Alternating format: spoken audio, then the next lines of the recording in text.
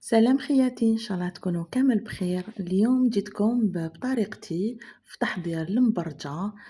تجيكم مبسة وهشيشة. رايحة نعطي لكم جميع الأسرار باش تنجحوا فيها من أول مرة، خاصة واحدة مبتدئة جامي دارت المبرجة نقولها ما تخافيهاش. حنعطيك كامل الأسرار والمقادير بإذن الله بالضبط. تجي كهشيشة رطبة تذوب، وزيد تجي محمرة هكذا. وبإذن الله نعطي لكم كامل المقادير مضبوطة حتى الماء اللي طموا به العجينة. نبداو بسم الله. الوصفة تاعنا عندنا 3 كيلات تاع السميد يكون متوسط هكذا. انا استعملت ماما ومرفا نستعمل سوسيمي. للزوج يعني ما شاء الله نجحوا لي بهم. أنا استعملت هكايا بالبول. رايحة ندير الملح. شوفوا أنا درت على كل كيلة درت لها شوية ملح. أنا كتشوفوا الكمية صغيرة تاع الملح، والملح تاعي ماشي مالح الله يبارك. دونك باش العجينة تاعكم ما تجيش صامتة، هذه نقطة مهمة. ونفس الكيلة حكمت السمن تاعي ذوبتو وبيان سور برد، ولا ما تذوبوش يعني حتى يولي يغلي. ذوبتو انايا في الميكرووند ولا في الطاوة عادي في الكاسرونة. كملت هذيك الكيلة كيما راكم تشوفوا قدامكم بالزيت النباتي العادي حتى تعمرت الكيلة تاعنا.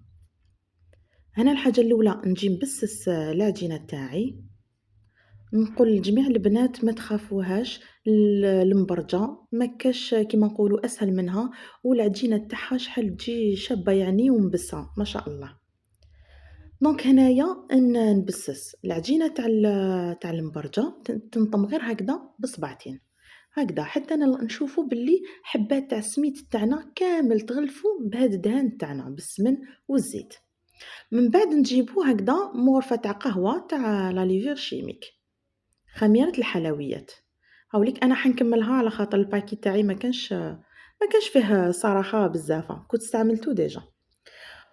والسر تاع الدور يعني تاع الخميرة هنايا، واللي ما عندهاش خميرة حلويات عفوا دير البيكربونات. والسر تاعها انه الدور تاعها تقعد مدة طويلة. هاد المبرجة تاعكم هشيشة يعني مبسة هكداك.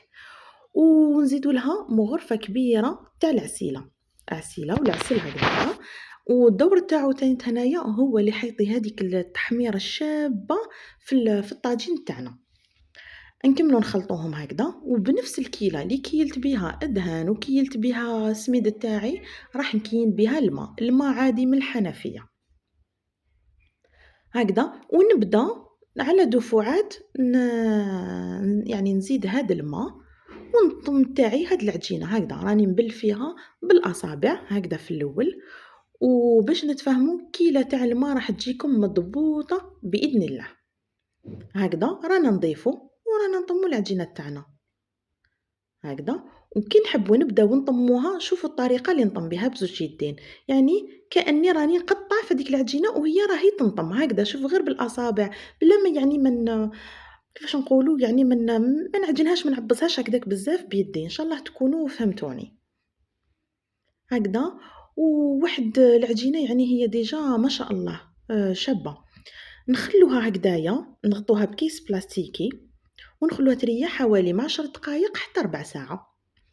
وهنايا شوفوا الكيلة تاع الماء اللي قعدت لي منها قعدت لي حوالي الربع ولا الثلث واحد الربع هكاك تاع الكيلة على جنب.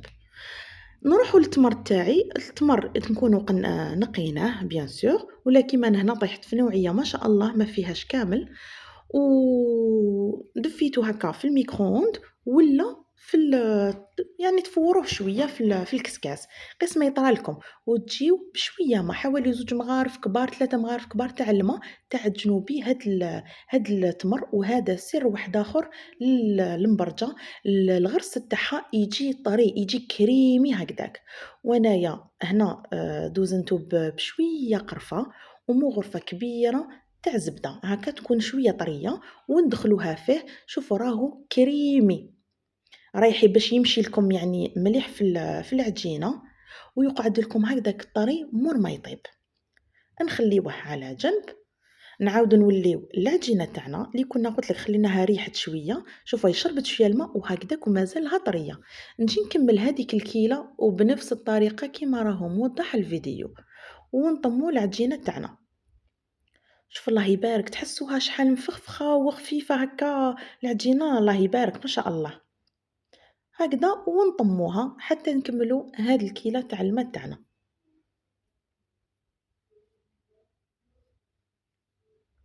شوفوا تبدا تتلم هكذا ديجا في يدكم تبدا تتلم وانتم راكم تدخلوا في هذاك الماء. هاي ليك وهذه الكيلة يعني ماشي الكيلة الأخيرة عفوا واش قعد لنا من الماء من هذيك الكيلة اللي درناها في الأول. هكذا شوفوا شحال خفيفة. واحد لا تيكستور يعني تجربوا الوصفة بإذن الله تفهموا واش راني نحكي. هكذا نطمّوها العجينة على جنب ورايحين نقسموها، شوف هي انطمّت في يدنا، ورايحين نطمّوها إلى جزئين نقسموها هكايا، هكذا نصفين، ونجيو نوجدو العجينة تاع المبرجل تاعنا نفاصونيوها. هنا أنا عندي طريقة bien sûr الطريقة كاين اللي يعرفوها، تفتحي كل عجينة وحدها، تاع تمر وحدها، بابي كويسون لا بابي فيلم وتحطي وحدة فوق وحدة. أنا جبت لكم هاد الطريقة اللي نستعملها، نحسها تجيني عملية بلا ما نقعد نفتح في العجينة تاعي، مع لي العجينة تاعي مبسة وطرية، يعني ما شاء الله ما نقعدش نحلها ونرفد فيها.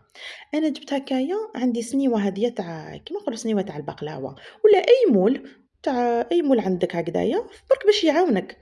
درت له هكايا ان بابي فيلم أليمونتير وجبت النصف الأول تاع العجينة وجيت هكا بسطته في داخل السنيوة تاعي. هكذا نحاول نفتحه كامل، من بعد نزيد نجيب الغرس تاعي، شوفوا راهو كريمي ما شاء الله. هكذا نفتحه في يدي ونبدا كيف كيف نحط يعني راكم تشوفوا يعني الجزء الأول تاع العجينة راني طلّعته شوية في الأطراف باش ما تخرجليش العجينة تاع الغرس. أنا حبيت نقول لكم السميد المتوسط يعني جاني حوالي استعملت كيلو ورطل هكذا، والغرس اللي يحب يعني يجيه يعني مليح يدير كيلو تاع الغرس. أنا استعملت حوالي كيلو 200 لأنه أنا الأفراد تاع العايلة تاعي يحبوا المبرجة تاعنا معمرة بالغرس، يعني الغرس كتر من العجينة، هكذا. وهذا لكم الاختيار، لكن كيلو مع كيلو ورطل تاع السميد متوسط يجيكم يعني مضبوط. اللي تحب تزيد شوية في التمر قلت لكم هذه اختيار، اللي تحب تنقّص تاني عادي. هذا يرجع ليكم في الشكل كيفاش يجي. ومن بعد قلّبتها شوفوا sur un papier film حطيته فوق هكايا le plan de travail تاعي وفتحته شوفوا أنا تمر الله يبارك جات معمرة بالتمر.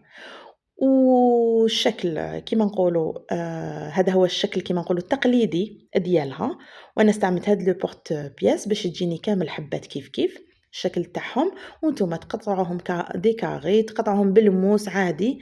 لكن شوفوا فقط ملاحظة أنا استعملت المول هذيك تاع السنيوة جونغ جاية مستطيلة، ولا ميم اللي تفتحوها نتوما زعما فتحتوها باليد sur un papier film افتحوها كيف كيف بهذا الشكل زعما تاع مستطيل ولا مربع باش تنحيو بزاف لي شوت تنقصوا منهم، ما يكونوش بزاف عندكم هادوك لي شوت يعني ويجوا بزاف الحبات.